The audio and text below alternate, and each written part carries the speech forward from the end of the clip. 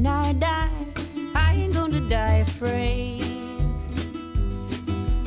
All my life's a little love poem to my grave. My little love poem to the ground, where I'm from, where I'm bound to go.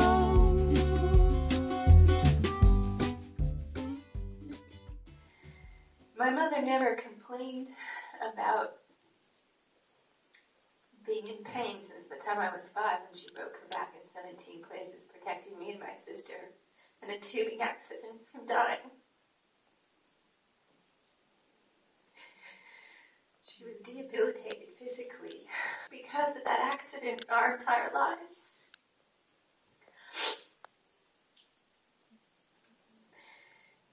She never had a bad word to say about anybody, even though lots of bad things happen in the world and lots of hard things happen in the family. She had a lot of dignity and a lot of pride. Maybe a little too much pride sometimes.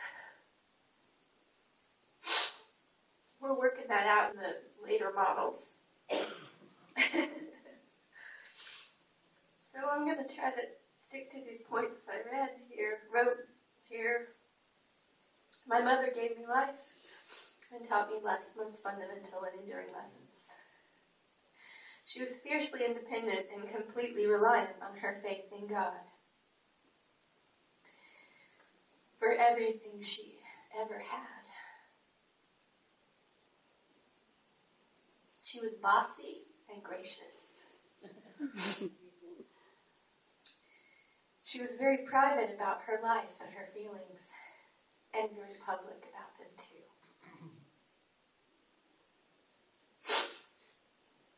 And her private memoirs are online right now for all of us to read. She wanted to change the minds of a nation. And she gave me the dream to heal the hearts of humanity.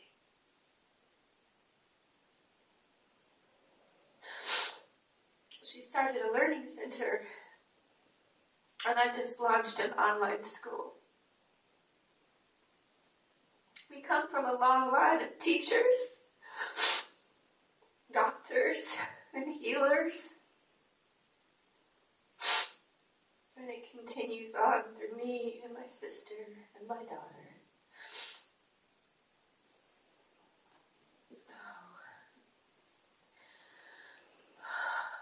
Everyone just take a breath with me, will you? It's a big day. We've been waiting for this day for a long time. I'm looking forward to it. For her sake.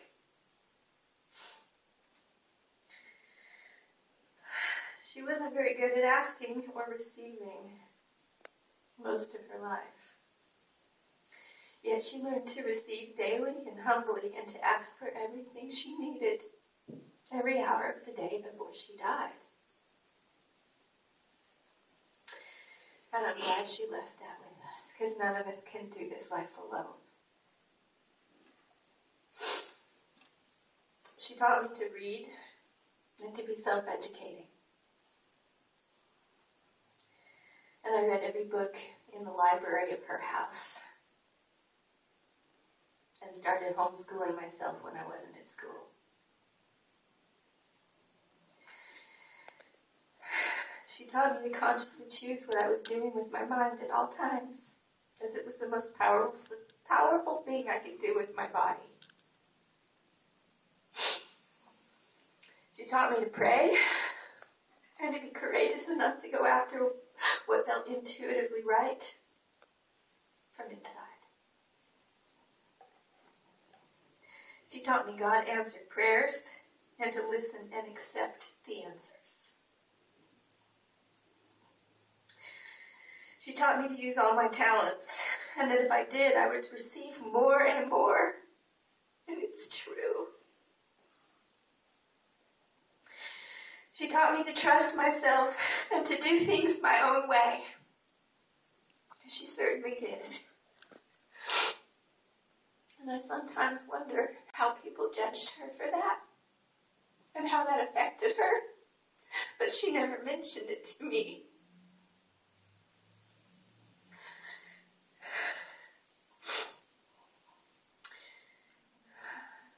On the way to church as a little girl, sometimes I would lose my little black patent leather shoes. And there'd be a rush to get out the door to get there on time and look at our best. You know that rush, right? And you probably do it every week, especially if you got kids. And she got tired of hunting for that extra shoe. So she decided to teach me a meditation technique so that I could find my shoes with my mind. Because it was faster than tearing the house apart. So one Sunday, she said, "Where's your shoes?" And I was like, "I don't know where my shoes are." And she said, "Okay, close your eyes and take a deep breath." So I did. She said, "Now, I want you to become your shoe." So I did, because I was a kid and I could. She said, "Now, as your shoe, look around and see where you are." I was under the bed. She said, "Now open your eyes and go get your shoe." And I did. To this day, I am the best finder of missing objects. And I know. And if you lose anything while you're here, ask me. I can become your car keys. She had healing hands and practiced healing us with her love, her touch. And she taught us to use natural first and to trust the things that came from this earth that God gave us to heal ourselves with. And that's how I raised my daughter. I think she went to the doctor maybe 3 or 4 times her entire childhood. And the rest we did at home. And I believe she got that from her father. And from living close to the land as a child, and I love her for that. She taught me to love flowers. So we stayed up till 4:30 in the morning making flower arrangements last night. She taught me to be kind to people and to stray animals and to stray people. She had a love of children, and she never patronized them or talked down to them. She treated them like they were intelligent human beings with big, mature spirits and tiny bodies. And she raised us like we were intelligent, capable, and worthy of love.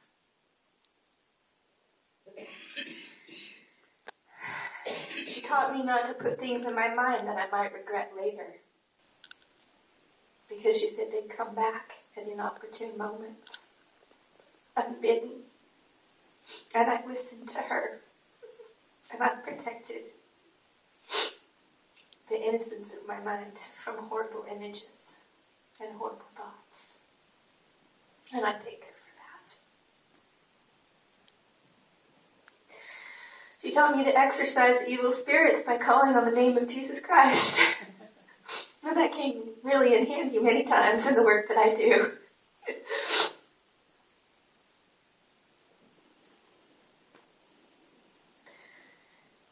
She taught me that the laying on of hands really heals people. And when I was sick, they came to my house and laid hands on my head and healed me, and that was normal. She taught me that hands are washable. And I taught that to my daughter.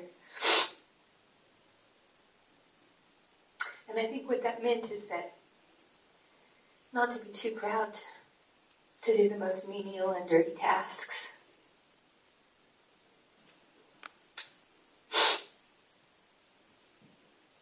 And to keep your house really clean.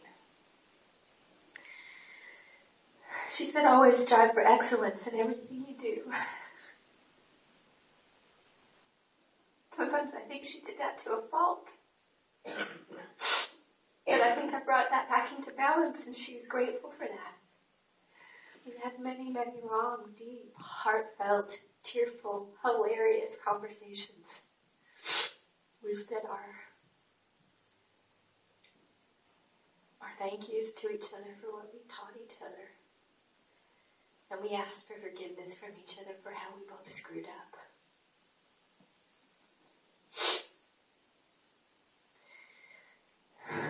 She taught me to always seek the truth and to follow it. She taught me to clean my room and everything else you can get your hands on. She taught me to take my vitamins every day. And to try new things and to stay creative and curious about life. When I was a little girl, she told me do something constructive when she would see me sitting there daydreaming or doing nothing. And I didn't know what that meant, so I started making things out of construction paper. We had a lot of construction paper around the house. And she did this in her own life to the very end. As a matter of fact, while I watched on Skype my mother dying, she was bossing Diana, our sort of third sister, and Sarah around to get those Christmas decorations down. She was going to get some things done. Done. Get her done. She taught me that I can relax my mind and my body with my thoughts. And that's been really useful today and served me every day of my life. She taught me to be brave no matter what life hands you. To choose to be positive as your default setting. She taught me not to complain and be a burden on others if you can at all help it. She taught me that thoughts create all the time and make you strong or weak depending on what thoughts you entertain. She taught me that the most powerful and protecting thought you can think is I'm a child of God and I can do anything God wants me to do. And that is also true. She taught me that everything emits a kind of positive or negative energy, so choose carefully. Choose positive thoughts about others, your life, and they will become true.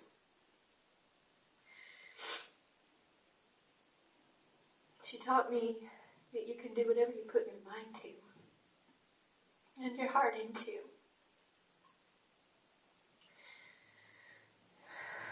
She taught me that secondhand was good enough for us, but to treat yourself every so often too.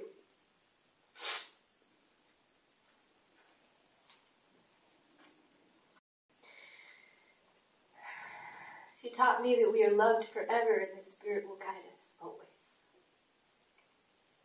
She taught me that I was forgiven.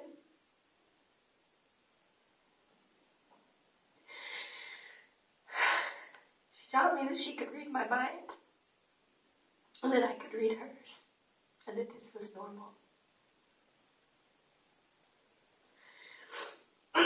She told me not to exhaust myself with my mind. And that has been a wonderful piece of advice.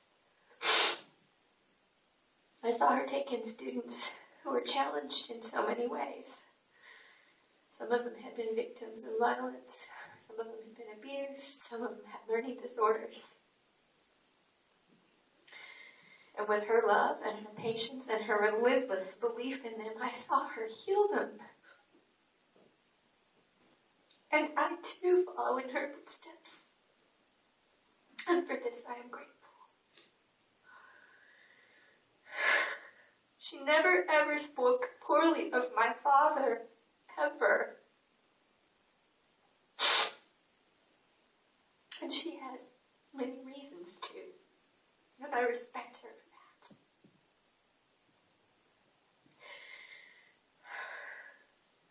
She never burdened us with her physical or emotional pain and let us kids be kids.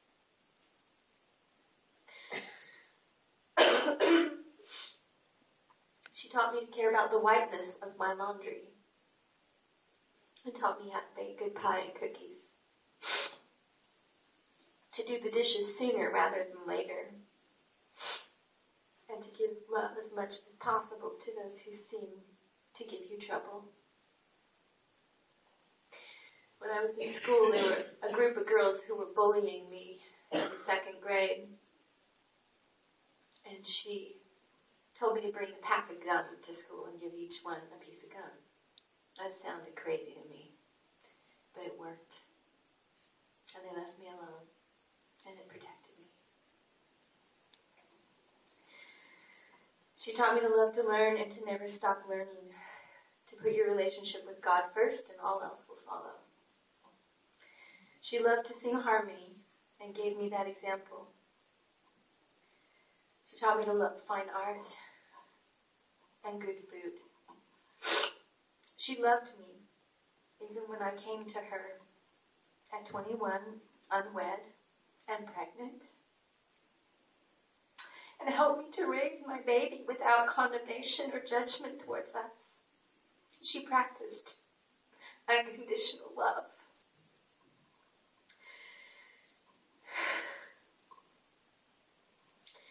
She taught me to be patient and to love myself. Oh yeah, a few more words. She told me she wished she had paid attention to her body more and listened to what it was telling her and what it needed. And that's good advice.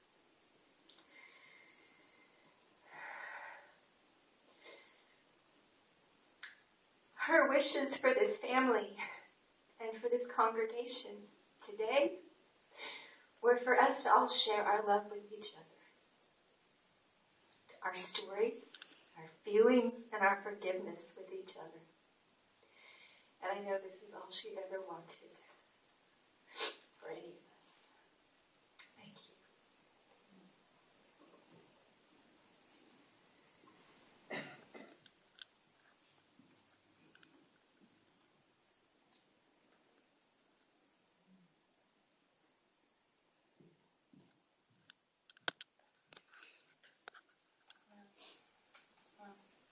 I know we're running a little short on time, so keep it brief. My name is Sasha. I'm his only granddaughter, and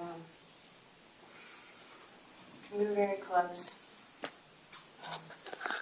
My grandmother washed me often as a baby, and I have so many sweet, loving memories of our time in our lives together. A lot of my memories of my childhood has been flooding back to me, just the joy of going to Grandma's house. And I just would like to read an excerpt from her memoirs about some of her experiences with me. In her words, I created wonderful memories of rocking Sasha, rocking her, scratching her little back, and humming lullabies. As she grew, she wanted to hear stories about my childhood. We spent at least 2 hours together, starting with her bath and a nighttime snack. We ended with the soft stories and my gently running my nails over her back, scritching, we called it, just as my mother had done to me. As she grew, we enjoyed her visits, and Tom gave her horsey-back rides and ate popcorn with her. We invented the Sniggle Fritz, a kiss on the nose. We played games and enjoyed all sorts of puzzles and hidden pictures. Sasha was a chance for Tom and me to parent a baby together. He bought her tiny little sunglasses, and we laughed and played together. It was always an enjoyable time when Sasha came to visit. As I grew older, she writes, we kept a trampoline in the backyard. Many children bounced on it and used it for conversations. I kept a jar of tea made by the heat of the sun, cookies and raisins for their refreshment. Having children around has always been a pleasure. Robbie acted like a big brother to Sasha. When they were very young, he played her puppy dog and let her lead him around on a leash. As they grew up together, she painted his toenails, visited the animals, was close to him as a brother. They shared selective secrets, and he always treated her as a special guest. They knew she held a special place in my heart. Robbie and Becky made Sasha's life better when she visited. However, Becky always wondered if my love for Sasha was greater than my love for her. It was just different. I watched the two little girls stop fighting and share the bosshood for each game. They loved to play dress-up. Sasha would wear my purple wedding gown, and Becky wore a black and white patterned dress. They had strings of beads from the Mardi Gras in New Orleans. A child's makeup kit completed their game. They spent whole afternoons playing together when the older children were in school. The toy box, I loved the toy box, had all kinds of things, different colors of Play-Doh, belts, jewelry, puzzles, and dolls. A large organizing drawer in the hall closet held the dress-up clothes, wigs, hats, shoes, and jewelry items needed for properly becoming a lady. We held tea parties where the princesses invited the queen to tea. They became serving wenches for a moment. Sometimes we invited Peter and Sam, the princes, to join in high tea. The boys had to conduct themselves in a princely manner and were excused the moment the strain of formality was overcome by boyish pranks. We held a craft day one Saturday a month, but was canceled when Sasha came to visit. We made our own valentines or our crafts ourselves. My mind is filled with so many memories of the amazing woman that I have the privilege to call my grandmother. Not only did she play with me, encouraging me to use my creative mind as well as my critical thinking mind, she taught me about willpower, love, and the power of faith. As an adult woman now, I stand here with a firm trust and belief in my own self-worth. I hold a light inside of me that she has given to me, a light that calls me to explore, to forever be a student of life, and to know that love will always continue to expand my capacity to love further. Thank you. When I die, I ain't gonna die afraid. All my life's a little love poem to my grave. A little love poem to the ground where I'm from, where I'm bound to go.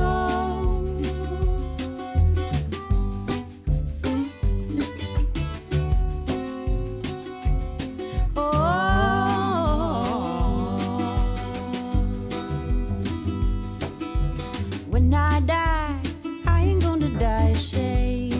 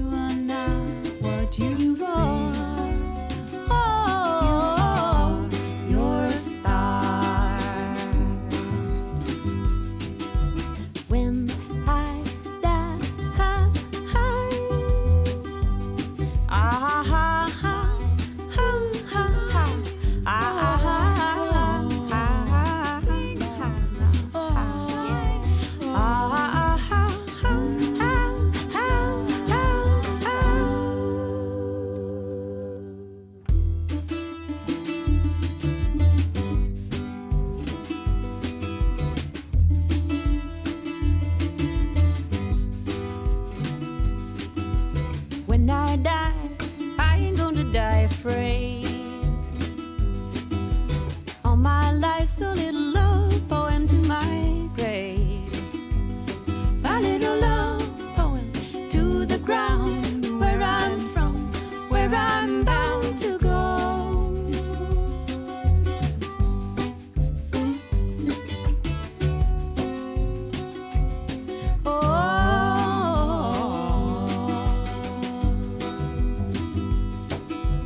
When I die, I ain't gonna die ashamed.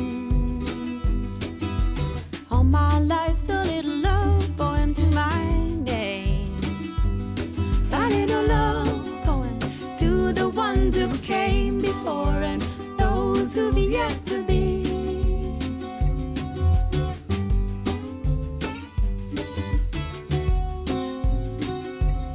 They're all me.